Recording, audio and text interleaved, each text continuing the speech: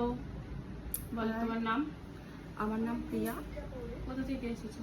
আমি এসেছি বেলগাছিয়া বালক সংঘ ক্লাব থেকে, ওখান থেকে। বালক সংঘ থেকে? হ্যাঁ, কি করাবে? আমি আজকে একটা ক্রিয়েটিন স্মুথিং করাবো। ট্রিটমেন্ট করাবে তো? হ্যাঁ, ট্রিটমেন্ট করাবো, হেয়ার ট্রিটমেন্ট।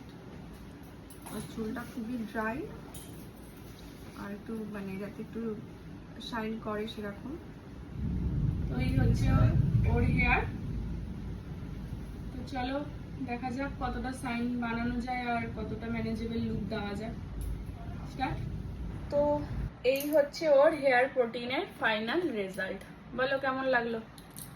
আমার খুব সুন্দর তো লাগছেই, মানে পুরো আনএক্সপেক্টেড ছিল, মানে পুরো লুকটাই আমার চেঞ্জ হয়ে গেছে।